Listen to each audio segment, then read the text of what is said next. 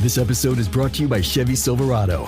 When it's time for you to ditch the blacktop and head off-road, do it in a truck that says no to nothing. The Chevy Silverado Trail Boss. Get the rugged capability of its Z71 suspension and 2-inch factory lift. Plus, impressive torque and towing capacity thanks to an available Duramax 3-liter turbo diesel engine. Where other trucks call it quits, you'll just be getting started. Visit Chevy.com to learn more.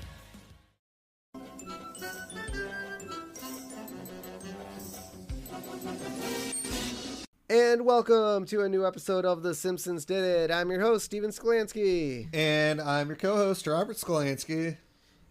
And this week, we are going to a place that no one's been before. The observatory? Yeah. I don't think anyone's ever been to the observatory in Springfield. I didn't even know they had an observatory. Neither did I. And we're also going to do some science experiments. And we're going to burn down Moe's bar. Wait, what was that? What was that thing from Star Trek? I was trying to do the Star Trek thing this morning, but now I can't. I don't know if I said it right. We're boldly going to go to prosper? No, like boldly go where no man has gone before. Yeah, that's what I was trying to say. I don't think I said it right to begin the episode, but that's okay. But we're gonna try that. We're gonna try to boldly go where no Simpson has gone before. Well, we're not really going into outer space. I know. We're going to talk about space, though. Yes, we are. And we're going to talk about how unrealistic this episode is. No. No. What are you talking about? We've all seen Armageddon. Well, you know, it's funny enough that you mentioned Armageddon. So people have actually talked about, would it be easier to train drillers to be astronauts or astronauts to be drillers? And actually, people have said that what Armageddon did was actually what you would probably do. Oh, blow up the asteroid. Well, no, like train the people that aren't astronauts to become astronauts instead of training the astronauts to use the equipment. Because these people already know how to use this equipment, so it'd be easier just to train them to go into space. Oh, gotcha. So, but this episode, Season 6, Episode 14, Bart's Comet. Dude, yeah. Seriously, I don't know if it gets any better. We've talked about this countless times. Are they going to do a better job with naming episodes? I don't know. Maybe. We'll have to see. Bart's Comet. It's not necessarily horrible, but it's pretty basic. That's for sure. But I like to point out, obviously we're talking about Armageddon, and there was that other movie, Deep Impact. Yes. The Simpsons did it first here, folks. Yes, they did. This episode came out in 95, where Armageddon and Deep Impact didn't come out till 98. So they stole the Simpsons idea. Well, did they? They didn't really, though, because Deep Impact, doesn't the comet hit the Earth? It actually did, but it wasn't as bad as they were. Kind of like a Homer theory, which we haven't talked about yet. But I feel like Deep Impact did hit the Earth, but it wasn't a extinction level event like everyone thought it was going to be. I mean, it was still bad. Oh, it was horrible. Yeah, absolutely. Well, and then Armageddon, they actually blew up the comet. Sorry, exactly. Spoiler alert. 20 years later. Yeah, it's okay. You're cool. So this aired February 5th, 1995, and our recap: Bart discovers a comet which turns out to be on a collision course with Earth. Dun dun dun. See, Armageddon stole this idea. I mean, no. So here's the thing: The Simpsons probably stole this idea from somewhere else. Maybe. It's a comet hitting Earth. I'm pretty sure that story is out there. You think? I yes. mean, all right, yes. All right, maybe. The chalkboard this week: cursive writing does not mean what I think it does. Yes, that's great. I love it. Because Bart obviously was writing naughty words during class. Correct. Yes. They were learning cursive writing, and Bart's like, I know all my cursive words. I feel like 4th grade is roughly around the time I started learning cursive. Curse words? Cursive. Cursive, okay. No, I knew I probably heard curse words as early as the age of, like, I don't know, 5 or 6. Yeah, I'm trying to think. 10 years old is 4th grade, right? Yes. So, right, obviously, Bart. So my first album that I remember getting that my parents got me with swear words in it was Dookie by Green Day. Okay. So yeah, it tracks. Yeah. I think the whole thing tracks. Yeah. So the couch gag this week, we get the living room in black and white, and the Simpsons are animated as smiling rubber hose cartoon characters of the early 1930s, and they come in and do a little, stiff dance with their arms. They're like bouncing up and down. I like it. Yeah, it's classic. Cool. Yeah. I think it's cool. I like it. Yeah. So now we're getting Science Week at Springfield Elementary, which I think is kind of cool. That's awesome. I feel like we always had like the egg drop thing. Obviously, this was middle school, not element, but we always did like this type of stuff in our school system. So that was kind of cool. And Skinner's like, and now to top off our most propane explosion free Science Week ever. So I guess they decided not to do explosive. I mean, it's events. an elementary school. Probably a good idea. Our grand finale, the launching of a weather balloon. And the kids applaud and cheer. And Bart's like, yay, go weather balloon. Hurrah for science. Woo. That was great. And Skinner's like, hurrah for science. Woo. Well, I can't say I approve of the woo, but the hurrah was quite heartening. If you're Principal Skinner and you're hearing Bart Simpson getting excited about science, I would be super suspicious. Yeah. Super suspicious. Because Bart never shows an interest in things that unless they're destructive. This isn't necessarily destructive. This is just a prank. Funny. Yeah. A prank. Yeah.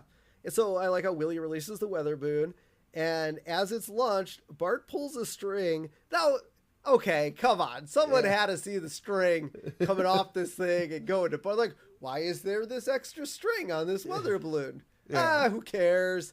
But Bart pulls the string to reveal his handiwork, and it has transformed the balloon into the likeness of Skinner bending forward with his pants down and holding a sign that says, "Hi, I'm Big Butt Skinner." Now, obviously, okay, who built the weather balloon? Do you think it was the students? Do you think it was Principal Skinner and he was like, "Oh, this is a cool science"? Who do you think built the balloon? Probably the kids had a helping hand in it. Okay, because obviously, I don't know if this played into Bart's prank and if he was the one that picked the colors, but obviously the top of the balloon was yellow. Yeah. And the bottom of the balloon was blue. No, the top of the balloon was blue. No, otherwise it wouldn't look like his butt. The top of the balloon had to be yellow. Oh yeah, there's the picture. Yeah. Come on. Yep. Get with the program here. But so the top of the balloon was yellow, bottom half was blue to depict Skinner's suit and body. Yeah. So would the whole prank have been bolstered if that wasn't the color scheme? So I wonder if Bart just had a hand in the picking of the colors. Like I think the whole thing was developed by Bart and his helping hand within this project. I don't know if Skinner would have gone along with it if Bart is the one that pitched it. No way. I don't know. We'll find out here in a minute though. Yeah. So Skinner goes and chases after the balloon and he can't catch it. So, Bart thinks he didn't do a good job of capturing the eyes. And Milhouse responds with, one of Bart's failings was Bart demands perfection. If he had a failing. Yes. It's like, well, Bart, if you had a failing. Yeah. Bart, so obviously Milhouse sees Bart as this perfect person and he idolizes him. Yeah. So, because Bart has many failings. He does. Yep. And so Skinner tells the kids that whoever gets the balloon down doesn't have to learn fractions. I mean, I might pick up a rock and start trying to huck it. Yeah. So the kids start throwing rocks at it, and they end up hitting Skinner's car instead. Well, they're kids, and the balloon is high up in the air. Yep. And when he tells them to be careful, Nelson and Jimbo decide, and purposely huck rocks at Skinner's car. Which one breaks the window? Yep. And I think Skinner gets his car fixed because I think it's that brown Hyundai. And doesn't someone in the future steal his Hyundai logo or Honda logo off his car? Yeah. Yeah, so I think it might be the same car. I think Skinner just gets it fixed. Probably. Well, why wouldn't you? Yeah, we'll put a pin in that because I want to see if his car shows up like this in the future. So Skinner tells Willie to take down the balloon, and Willie shoots at it, but misses the fighter jets that are flying by for, testing, I guess. Springfield does have a military academy around there, so yeah, could be testing in the area. Yeah, and they're like, oh, we got to identify this, and it sees an image of Willie, but it comes back as Iraqi fighter jet, and one of the fighter jets is like, launching Sidewinder missiles, and then it goes down and hits the guy next to him. It's like, launching second Sidewinder missile. It goes forward and comes back and hits him. Because obviously they're not aiming at anything. Like, no, they're not. Like, there's no intention of where they're aiming these things. So hitting themselves is obviously the next logical course of action. Yeah. And one of the fighter jets, the pilots, kind of, what do? They hit their eject buttons, and launch themselves out, and they're fighting amongst each other. And one of the pilots blames the accident on not spending enough money on the military, and the other guy says to give the program a chance. And then as they parachute to the ground, they start fighting with each other. No, the parachutes. Yes. Sorry, the parachutes fray because of the lack of funding. Yeah. And then when they hit the ground, then they start fighting over. Yes. Yeah, that was great. And so Skinner, he's pissed. He's like, he's upset. He's like, God damn. I was like, oh, it won't come down for months. Curse the man who invented helium. Curse Pierre Jules Caesar Janssen. So yes, Pierre Jules Caesar Janssen, who went by Jules Janssen, was a French astronomer who, along with English scientist Joseph Norman Lockyer, were credited with discovering gaseous nature of the solar chromosphere, and with justification the element helium. So he invented helium. I guess you invent helium. Well, yeah. Is helium not a naturally occurring gas? It is. Actually, I learned this fun fact for you guys. So there was actually a helium shortage. Yeah. I remember that. About a couple years ago. Yeah. You couldn't go. I think there still might be, because I was at Party City not too long ago, and they were still struggling. So they're, at least the one I know of, the one I learned about is they manufacture it as a natural occurring gas that comes out of Colorado in the mountains. Okay. Mountainous areas. And yeah, the helium pockets were drying up. And my guess, global warming, drilling, whatever the fuck else is idiots are doing to our planet. Yeah. And I don't know if they found a new place. I don't think they necessarily have. I don't know if helium can be manufactured. I'm assuming it's possible it can be. I have no idea. I'm not a scientist. I'm not a scientist, so I don't know. I just play one on TV. Exactly. Now, if there's any scientists that listen to us and you know if you can manufacture helium, shoot us an email at thesimpsoncitypod@gmail.com. Yeah. So then Skinner is like, all right, who did this? And he goes up to to Bart, and he's like, all right, Bart, empty your pockets. He's like, me? Okay. And so he empties his pockets, and within his pockets, I don't know why he has his stuff with him. Like, why does he need this stuff with him? But Skinner finds the blueprints to the balloon. So I guess Bart was the one that came up with the balloon. Yeah. And notarized photos of Bart making the balloon. So I guess, do the kids each have to come up with a science project for Science Week? That'd be my guess. Like groups, like group projects. Yeah. That'd be my guess. The kids had group projects, and Bart was like, let's do a weather balloon, and had his schematics, and Bart definitely ground up, came up with this, and no one saw it coming. Yeah. And so I'm guessing those banners, though, the banners were probably the last thing installed at the very last minute, only because Skinner would probably question, why are these on here? What does this have to do with the weather balloon? Yeah. So Bart's first, and then we see a picture of Bart's first attempt at a sign that says Buttzilla. And we also see he has a slingshot in his pocket. Yeah, I think this is the first instance of him carrying around his slingshot. It's possible. Yeah, I think it is. And also, if you guys didn't guess it, Buttzilla is obviously a reference to Godzilla. I'm glad they went with the sign they did. Butzilla's funny, but I think I'm Big Butt Skinner is a lot better. Yeah. So then, Bart turns to Milhouse. Is like, I'll race you to I'll race you to Utah, Milhouse. So they're obviously not in Utah anymore. Nope. Did we think they were in Utah? Yeah, we did. Yeah. That was one of our predictions. No. They're in Nevada. I said they were in Nevada. Oh, okay. Nevada. No, because they had to cross state lines for gambling, so we thought they were in Utah. Okay, you're right. Yeah. So they're obviously not in Utah. Weird. And so Skinner's like, I'm going to punish you for this, Bart, and it won't just be a simple caning this time. I didn't think they were allowed to hit the kids. Well, not anymore.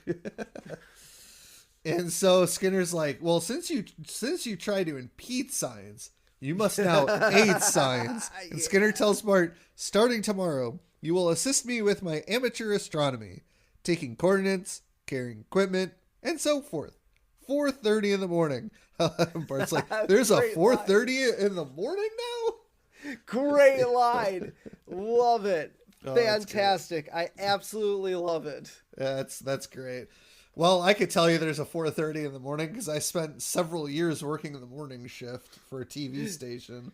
Yeah, the only times I got up for 4:30 working was when I worked at the airport and had to get there for a 6 a.m. Like I only did it like once or twice a month at 6 a.m. I had to get there for people getting off on their third shift to talk to them because airport's a 24/7 gig. Yeah. So I had to meet with people that got off at 6 a.m. So I have to get up early and get ready for work. Yeah. Other than that, the only other time I've gotten up early for anything was to be on a set for filming. Yeah. Just because we wanted to start the day butt crack of dawn and have to get there early to set up. So that's about the couple times that I knew a 4:30 existed. Nope. I used to get up at 2 a.m. every morning to be at work at 3 a.m. So, there's a 2 a.m. now? You never pulled an all-nighter? You're telling me in your college years and even a little bit afterwards, you didn't stay up till 2 a.m.? No, I mean, we stayed at 2 a.m. to close down a bar, but... So yeah, 2 a.m. exists. Okay. The joke doesn't work with 2 a.m. Okay. It works with 4:30 a.m. Yeah. So the next day or the next morning, Bart's alarm clock goes off at 4 a.m. and apparently it's set to a radio station. And I did that. I did that. I could. There was a point where I couldn't wake up to the buzzer anymore. I was, for whatever reason, I was desensitized to the buzzer. Yeah. So I had to change it to the radio. I kind of got like that too when I first started working early morning shifts. And I started missing my alarm clock. And I would get phone calls from work being like, get your ass to work. And so I would start setting my phone alarm and my regular alarm 5 minutes apart. Because my body was so used to getting up at the same time every morning that it was like, nah, you're just going to sleep through it now. And I love the radio guys is like, well, there's no news right now because everyone's still in bed. Yes.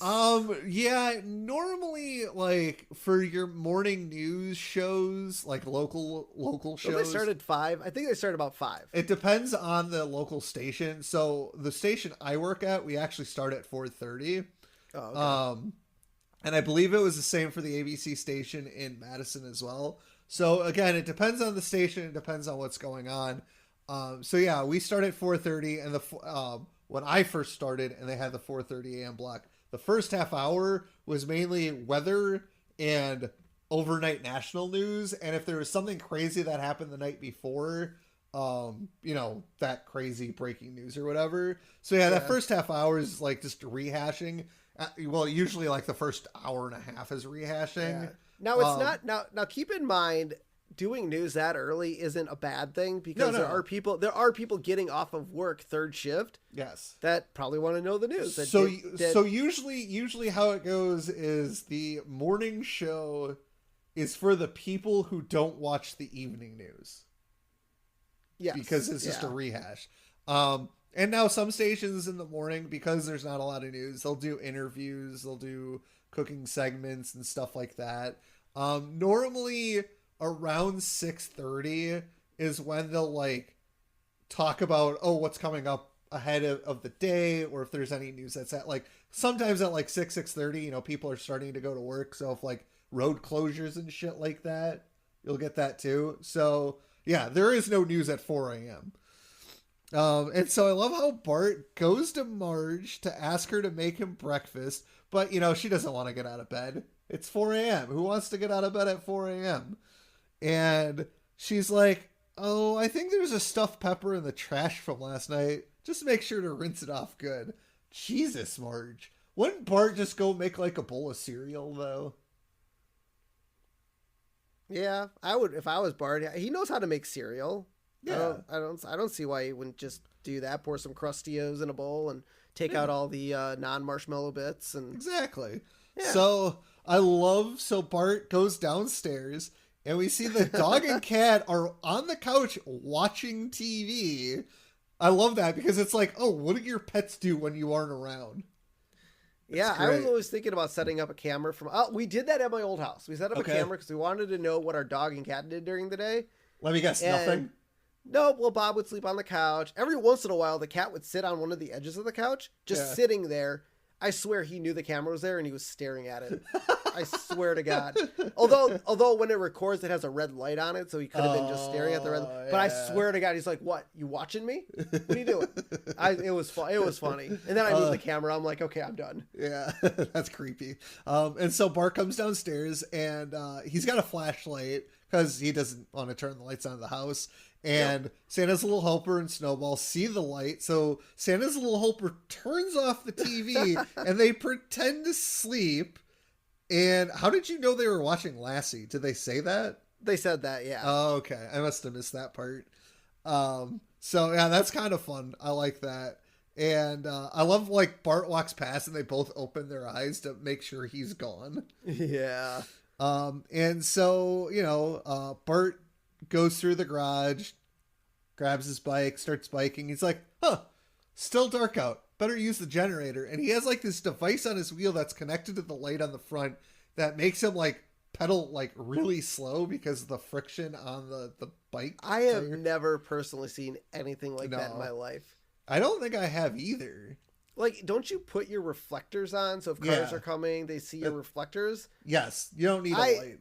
Yeah, no, I do. I have seen people bike at night with bike helmets and lights on their bike helmets. Well, yeah, but not on the actual bike. Never heard or seen that ever. I feel like the joke here is Bart doesn't want to go to basically what amounts to his detention, so he's doing it. I don't think so. Why would he want to, dude? Why would he want to pedal harder? That's true. He looked really.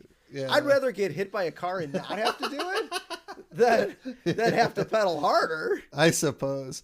So finally, Bart gets to the elementary school and we see Skinner setting up his telescope.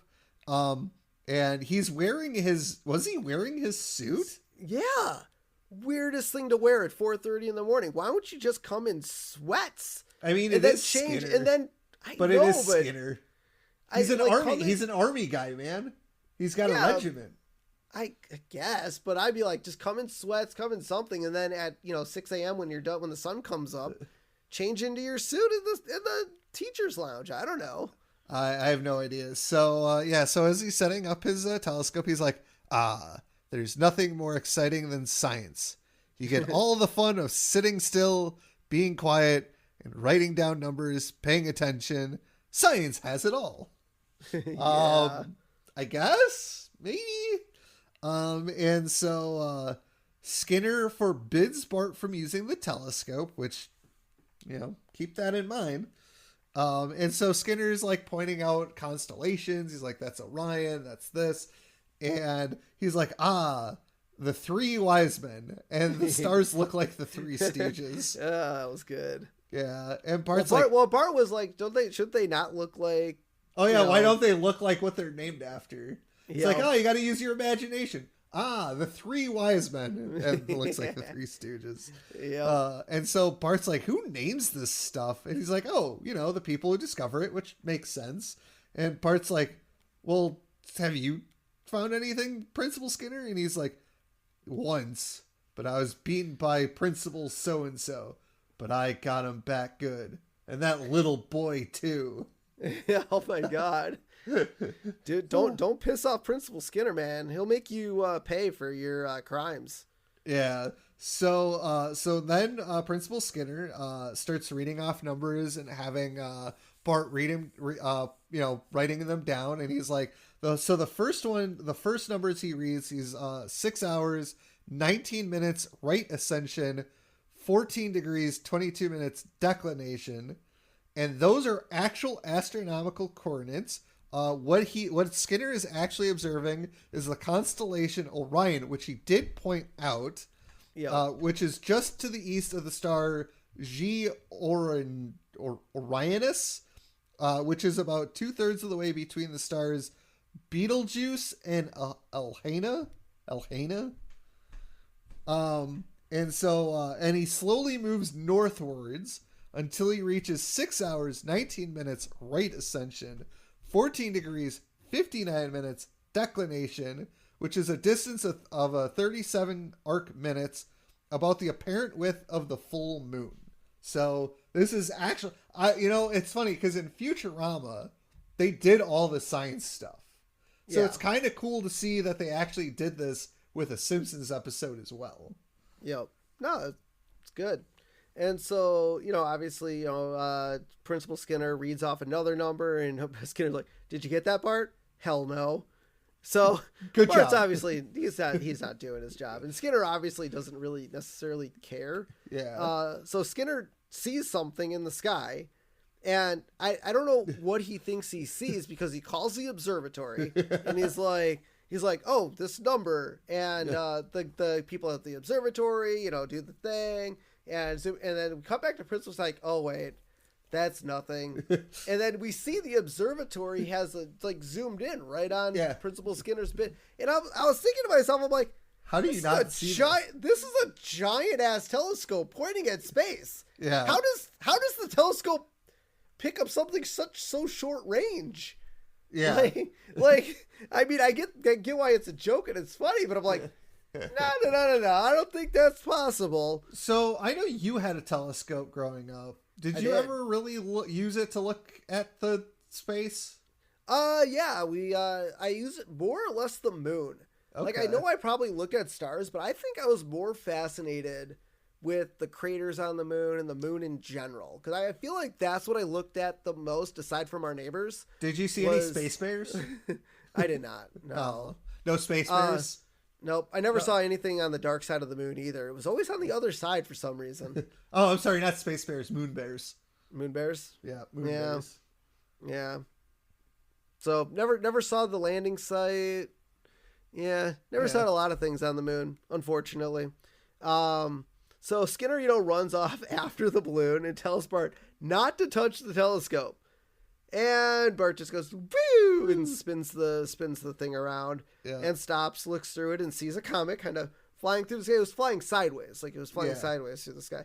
And then Bart grabs the phone, redials the observatory. It's like, can you look at, 4 hours? He's like, here are the numbers: 4, 12, 8, and 7. And I like how when they're looking it up, Bart's like twirling the telescope around. Well, he reads the numbers before he starts twirling it. Yeah. But what Bart gives to the observatory this time is the constellation Taurus. Yep. Which is just southwest of the star Mu Tauri. Yep. So pretty cool that they kept the thing going. Yep. And so Skinner captures the balloon finally, but discovered Bart's on the phone. And Skinner, told Bart that he does. Skinner picks up the phone. He's like, "Congratulations, Bart! You discovered a comet." And Skinner yells no upon hearing that, and then drops to his knees and yells no when he realizes he just released the balloon back up. And then yells no a third time when a paperboy throws the paper at his feet and says, "Prez says school is for losers." Oh God! Clinton said that. I don't think Clinton would say that. Not out loud, anyways. Yeah, I guess. I don't know what was meant by Prez says, unless it was President of the United States. I don't know. Yeah. Where else that would come from? Yeah. And so now we cut to the Simpsons eating dinner, and I want to point out that the drawing of the food is ever so slightly better than it was. They actually divided up the colors. You could definitely see steak or pork chops paired with like mashed potatoes, and I feel like they're coming a little ways with the drawing of the food. Yeah. It's just not a purple blob anymore. Yeah. Which is great. And Homer's like, and then I sped away without anyone seeing my license plate. And he's like, sounds you like you had a good day, Dad. Yeah, except I forgot to go to work. I mean, I guess that'd still be a good day if you didn't go to work. But apparently it sounds like Homer did a hit and run. Or hit something anyway. Yeah. And then Marge asks what Bart did today, and Bart whips out a paper. Boy, they got that paper out fast. Yeah. They got mad. The news in Springfield gets out there fast. Yeah. And it's a headline: Boy discovers Comet. Yeah. And Bart's pretty proud of himself. And Marge, reads the paper and says, tells Bart that she's proud of him. And Bart's like, you've always been proud of me, right, Mom? Yes. No. Yeah. So Bart finally did something right for once, I guess. I mean, completely by pure accident, but he did something right. Yeah. And, Bart, goes to school, and the nerds are like, hey, come sit with us, Bart. And Database is like, as the first student of Springfield Elementary to discover a comet, we are proud to make you a member of our very select group. Welcome to Super Friends. Now, clearly, Database and his group are DC fans. Yeah. Otherwise, their name would be the Avengers. Yeah. But Super Friends sounds so much nerdier. Yeah. Which is why DC chose it for their group, right? Yeah. And Bart's like, huh? And welcome, Super Friends, in unison with Bart. And Ham's like, I'm called Ham, since I enjoy ham radio. This is email, cosine, report card, database, and Lisa. And Lisa gives a smirk to Bart. Lisa, apparently, even in Lisa's nerd group, she hasn't done something cool enough to get a nickname. I know.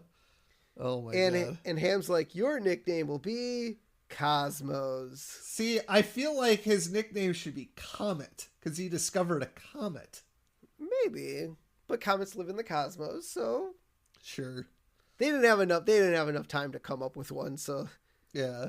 They just did it. Yeah.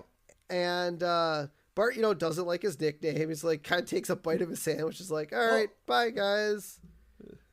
And Database, asks Bart if they can, if he can show him their comments sometime, some night. And Bart's like, yeah, it's right there.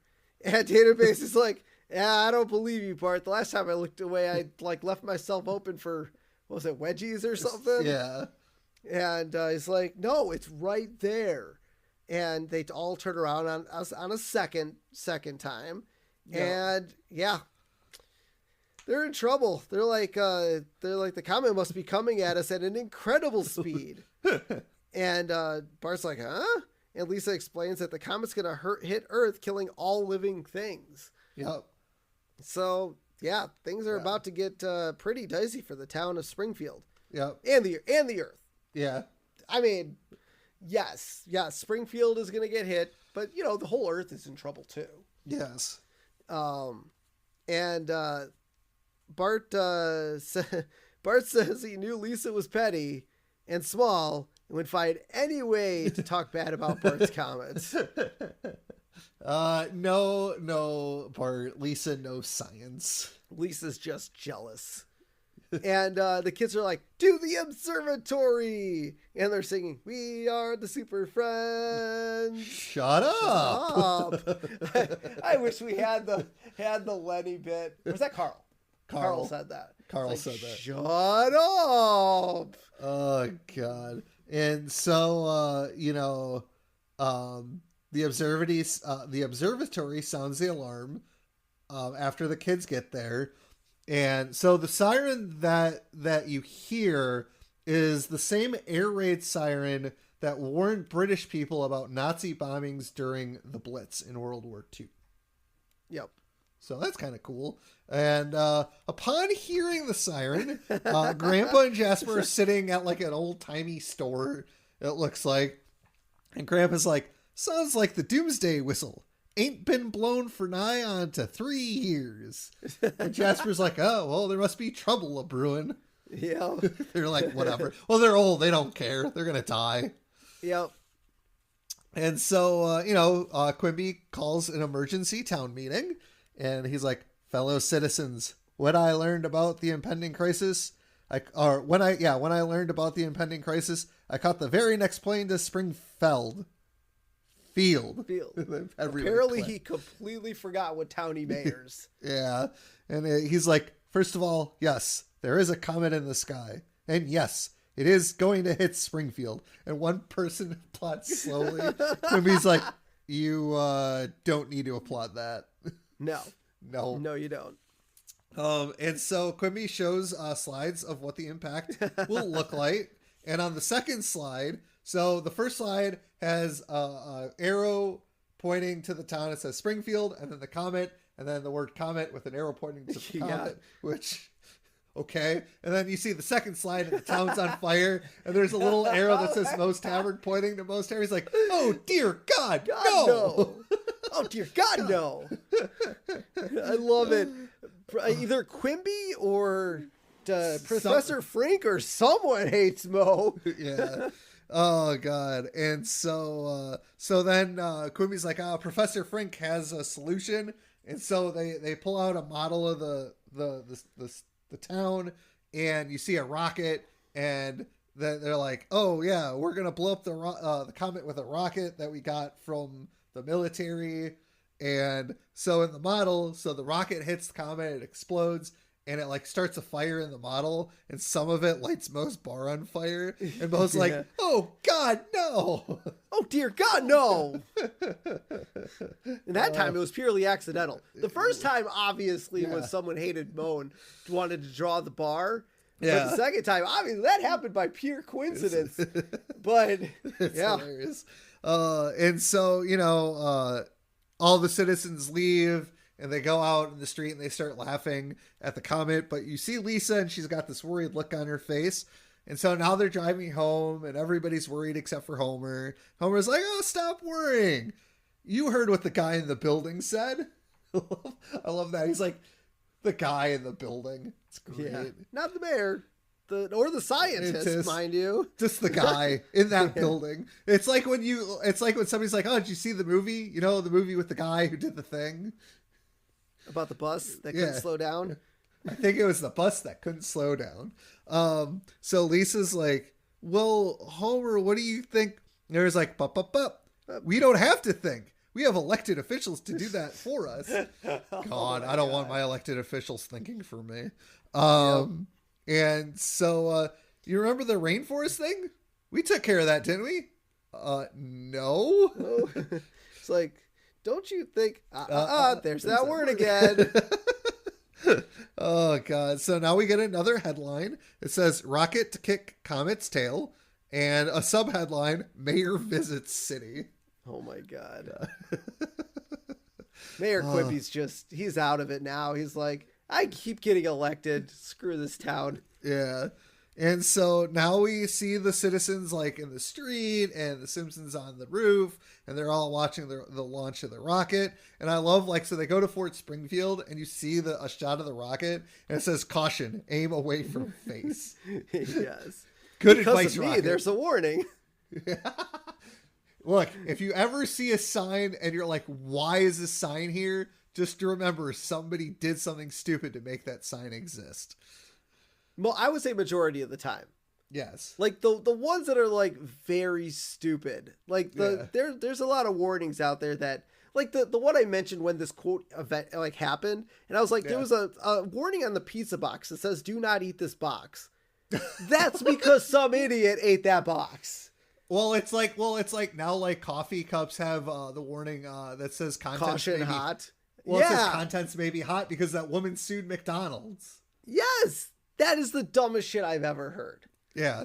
So now the Simpsons, as the Simpsons sit and watch the launch, Marge is like, well, what happens if the rocket doesn't work? And Homer's like, I have a backup plan. You see, while everybody else is panicking, twiddling their thumbs. Dad! Oh, right. Back to the plan. So you see, everybody will be sitting there. And Bart's like, Dad! He's like, fine. We'll take the only bridge out of town. All in the while all the people are still doing... Twiddling their thumbs. And then Bart's like, they're watching the rocket! Good. And so, the Simpsons are watching the rocket launch from their roof. They see the rocket, and the trajectory is very wrong. And the rocket blows the only bridge out of town. Now, mind you, this is kind of a... Oh, and there was a sign that said only bridge out of town. Yeah, but here's the thing. Most cities, there's more than one way out of town. Even if, like, okay, what is it? Staten Island. There's like, 4 or 5 bridges into Staten Island. Yeah. Oh, yeah. So, like, you wouldn't, and they're landlocked. It's not like they're in a desert. Yeah, and not only that, but I feel like that bridge was going over the Springfield Gorge too, because it was. Was it Arnie Pie or yeah? We'll get there. We'll get there. You're getting ahead. We'll get there. And so Lisa's like, it blew up the bridge. We're doomed. Homer's like, it's times like this. I wish I were a religious man. And Reverend Lovejoy running down the street. It's all over, people. We don't have a prayer. That was good. That's all right. Great. So now everyone's doomed, apparently, because there's only one way out of Springfield, and it's gone. And so Arnie Pie's in the sky, and Ken's doing. We have 6 hours to live. And Arnie Pie in the Sky is reporting from the bombed out bridge. With the bridge gone and the airport unfortunately on the other side of the bridge, a number of citizens are attempting to jump the gorge with their cars. It's a silent testament to the never give up and never think things are out spirit of our citizens. Yeah. I mean, I guess I don't know why anyone would be attempting to jump the Springfield Gorge after Homer couldn't even do it on a skateboard. Yeah. Yeah, you should probably at least attempt to build a ramp of some kind. I don't know if you could do that in 6 hours, but you probably could. You could probably build something to get the cars over the bridge in 6 hours. Exactly. And is Arnie Pie just being completely selfish, because they could shuttle people over in the helicopter? Yeah, I mean, it might not be many, but get the mayor out of town. Maybe get the Simpsons out of town. Steve. The mayor is already out of town. Oh, he is. Right. He only stopped there for a split second. Yes. But, I mean, they have a helicopter to helicopter people over to the airport. Yeah. Not that if the comet wasn't an extinction level event comet, I mean, going anywhere isn't going to help anyway. Yeah. I think people forgot that. Like, getting out of town... Dude, humans are panicky creatures, and when you panic, you forget things. Yeah.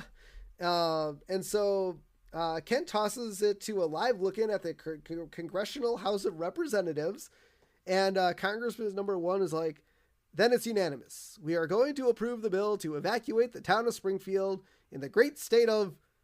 Congressman 2 comes up, wait a second, I want to tuck a rider bill to that. $30 million of taxpayer money to support the perverted arts.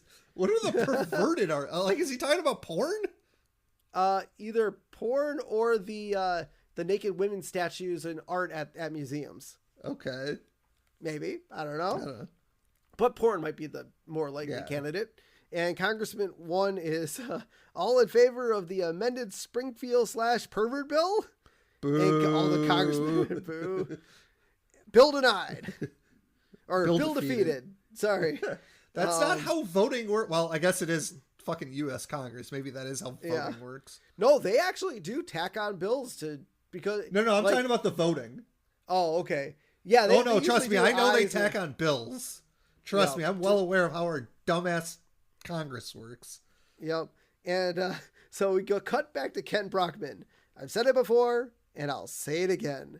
Democracy simply doesn't work. Now, over the years, a newsman learns a number of things that, for one reason or another, he just can't report. It doesn't seem to matter now, so the following people are gay. And we see a list go, and I didn't notice. I paused it.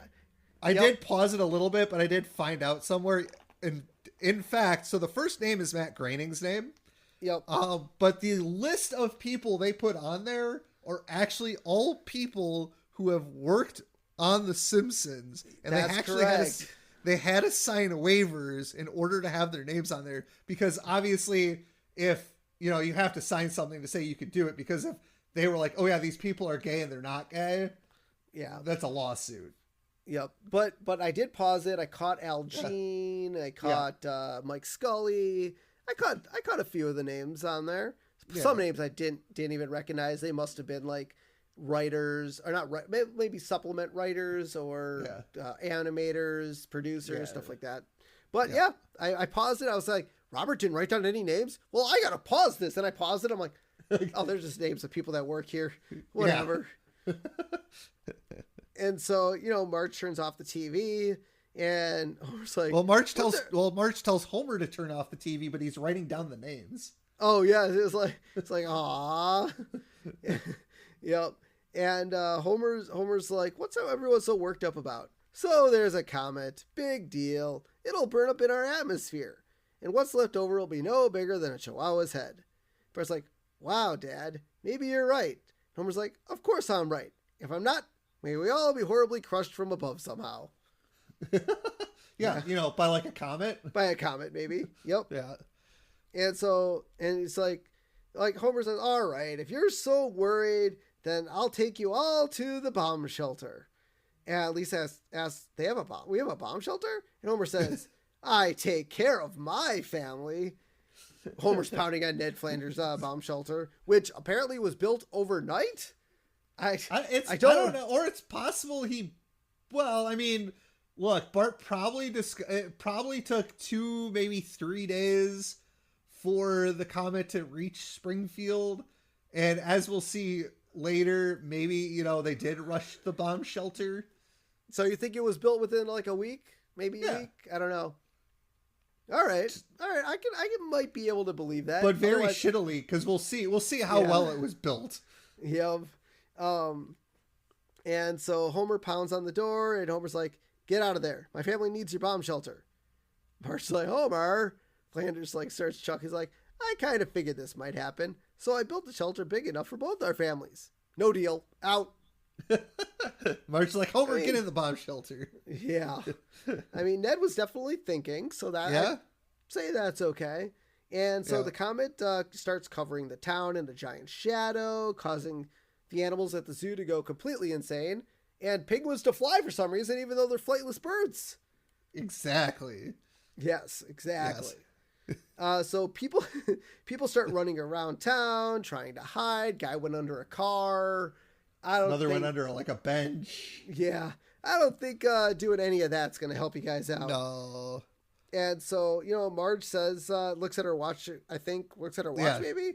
And she's like, all right, 1 more hour to wait. And Homer's like, aw, what's taking that comet so long? They hear someone knock on the bomb shelter. There it is. Oh my God, Homer, you're so dumb. It's so great. That was great. I love it. Yeah. And so the whole town basically shows up at the bomb shelter, and Moe says they want in. And Ned says, we don't have any room in here. So the town starts, it's like, oh, really? Oh, geez. Well, I guess we'll go out here and die then. Yeah. And Ned, changes his mind and lets everyone in, even though they might not have enough room to whistle, and their air is surely to run out. Which happens when you pack a lot of people into a tight space. Yep. And so, Homer tries to close the door, and there's too many people, so the door won't close, and he suggests someone has to leave. And when they show all the people in the bomb shelter up above Homer, guess who I found, Steve? You found Waldo. I found Waldo. So now, why didn't Waldo just get kicked? We need one person to leave. Kick Waldo out. Exactly. Although when you see the shots later, Waldo has disappeared. So I mean, there's your one person. Come on. Yeah.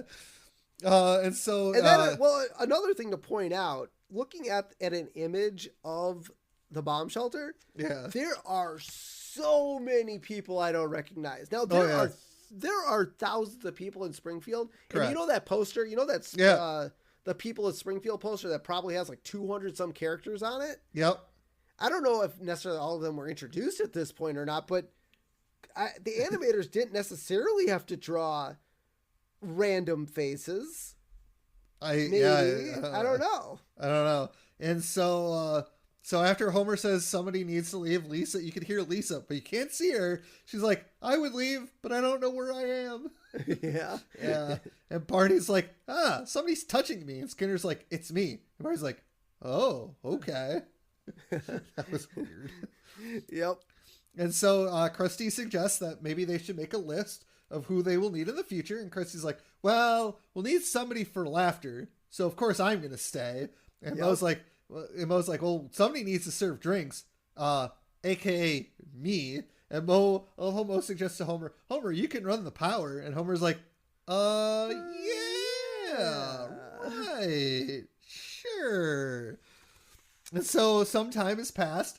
And so Reverend Lovejoy is now going over the list of people who should stay in the shelter and who should leave. He's like, okay, let's start again. We'll need laughter, religious enlightenment, gossip. That's Mrs. Lovejoy. Yeah. Oh my God.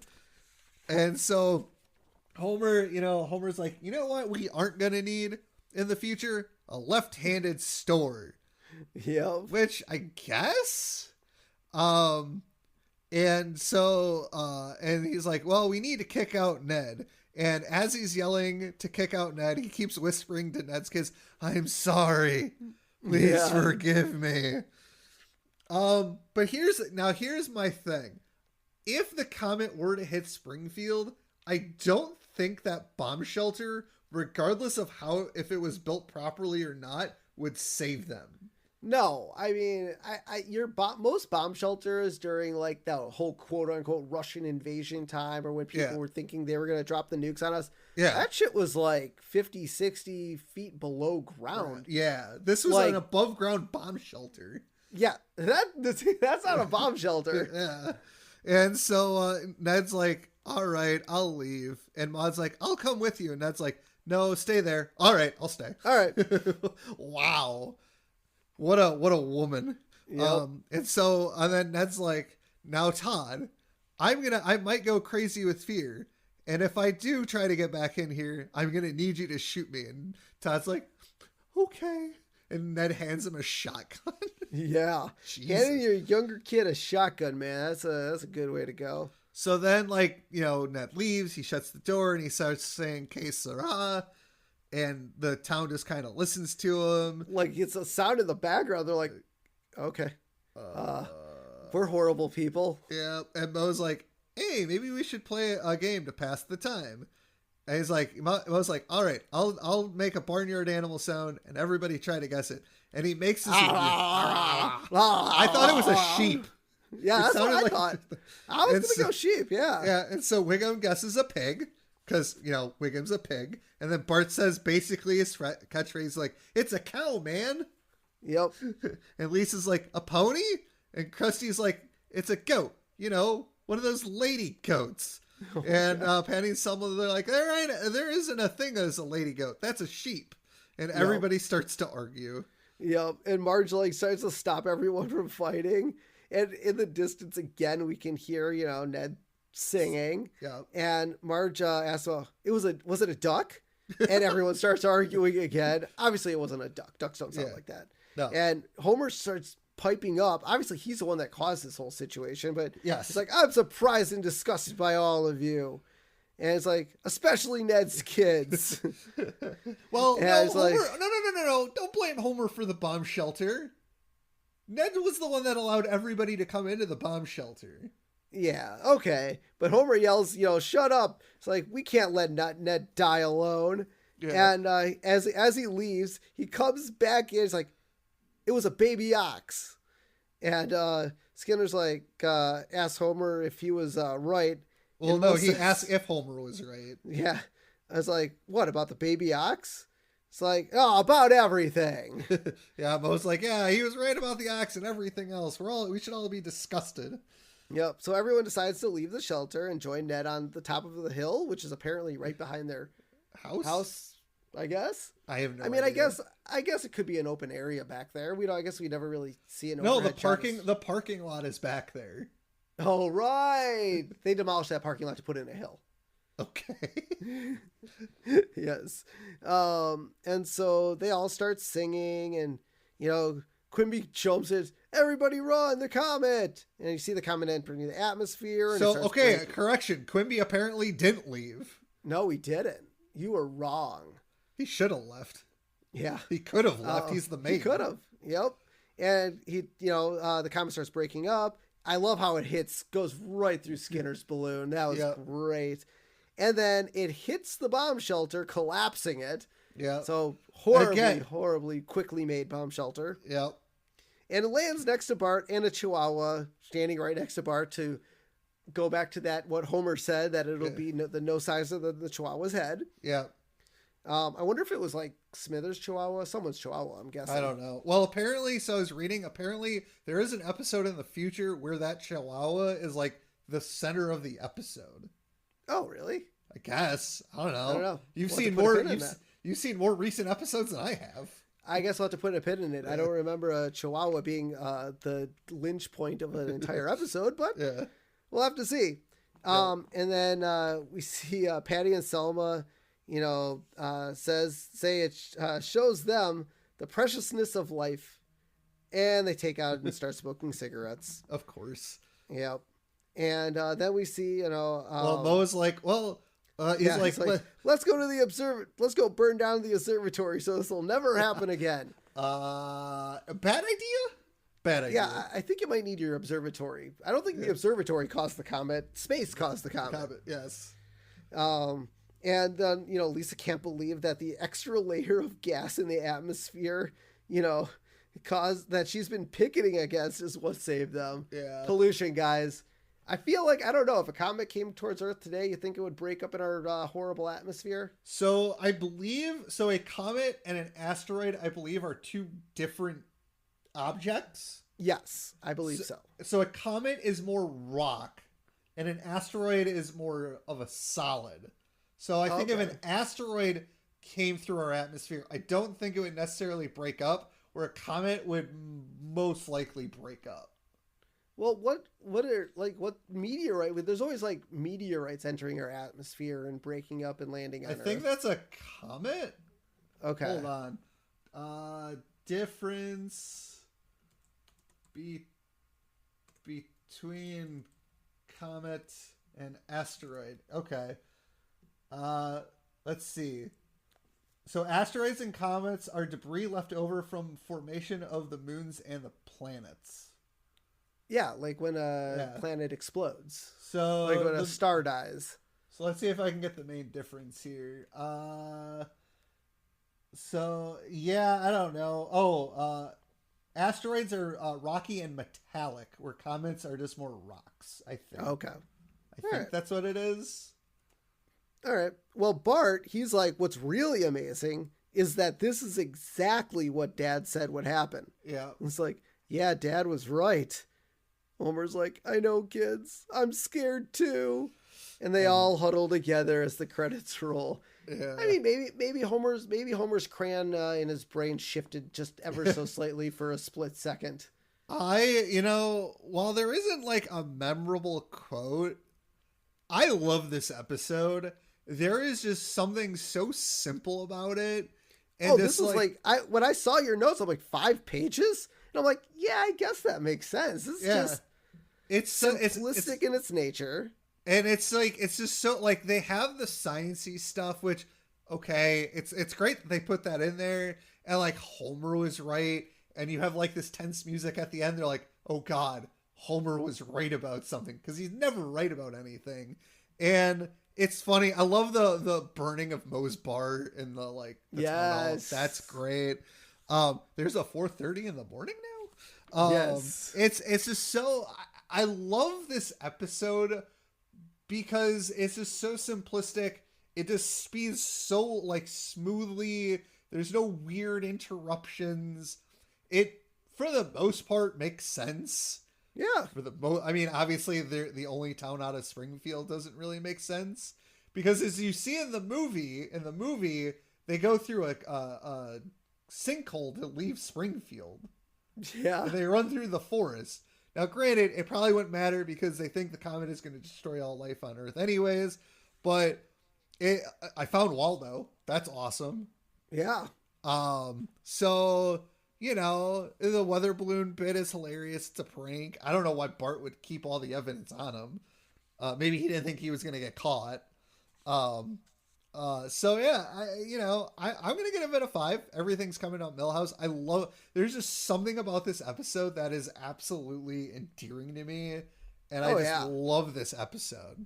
No, I'm definitely going 5. Everything's coming up Millhouse. The solid A storyline, nothing left and right, going weird things. I mean, to me, the only thing that might be out of whack was the newspaper that Bart had literally the day of discovering the comet. But other than that, the Springfield shopper is very good about getting their papers out quickly.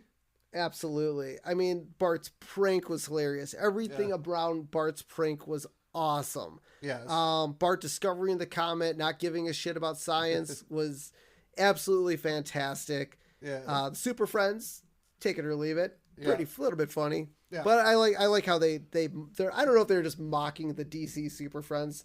If so, you guys did good. That was great. So, but yeah, I absolutely love this episode. I'll watch this thing anytime it's on. Absolutely. This is a fantastic episode. So, let's finish it off with our character profile. We have this week the Nerdy Database. Yep. He is founding member of the Super Friends, Springfield Elementary's very select group of academically gifted students. So why would they invite Bart in, even though it's not like you need to be smart to discover a comet? Was he like an honorary? Was he an honorary member? Because they give honorary doctorates to people who don't actually get doctorates. No, they invited him into the group because he found a comet. Even though you don't need to be smart to find a comet, you just need to be very lucky. Very lucky, yes. Yeah. Favorite activities: playing Pop Goes the Weasel in the school band, dancing around lemon trees, which we haven't gotten to yet. We'll get there. Inducting new members into Super Friends. See, he inducted them, so he's not an honorary member. Yeah. Finest moment: participating in the raid on Shelbyville to recover Springfield's lemon tree in Lemon of Troy. Which is the second to last episode in season 6. Yep. Right before the season finale of probably the greatest mystery ever. Yes. Should we wait like an entire 3 months to do episode 2 of that? No. We'll do it the next week. So I will say that episode, it took me I think 7 years before actually seeing part 2, because I missed part 1. Or not, I saw part 1, but I never saw part 2, and I don't remember why. I missed the second part. We probably didn't record it. DVRs weren't invented yet, so that's I think I might have been grounded. I don't know. Yeah. I also make it a point to never turn my head unless I expect to see something. Ah, yes. Yeah. Hey, Steve, look behind you. What? Oh, damn it. You turned your head. I did. So let's close it off with where you can find us. Head over to Instagram, The Simpsons Did It Pod. Head over to, we never really use it much, but Twitter, The Simpsons Did It PC. Head over to YouTube, listen to our older episodes, and make sure to like, subscribe, comment, do all that fun stuff. Just search The Simpsons Did It podcast on YouTube. Eventually, we'll have a good URL that you won't have to type that, but I'm sure people are finding it. People are listening, so I'm sure people are finding other ways to listen to it as well. Yep. But search that, and you can listen to older episodes there if that's where you listen to stuff. If you'd like to give us feedback, email us at thesimpsonsdiditpod@gmail.com and give us a call, 612-584-0986. We have an awesome voicemail message, so check that out as well. And if you'd like to donate to our podcast, head over to buymeacoffee.com/The Simpsons Did It and donate us a duff or two. Fill our bellies with the wonderful, wonderful duff. And we'll send you some stickers and other things to compensate you for your time. So until next time, I'm Steven Skolansky. And I'm Robert Skolansky. And this has been The Simpsons Did It. Shh.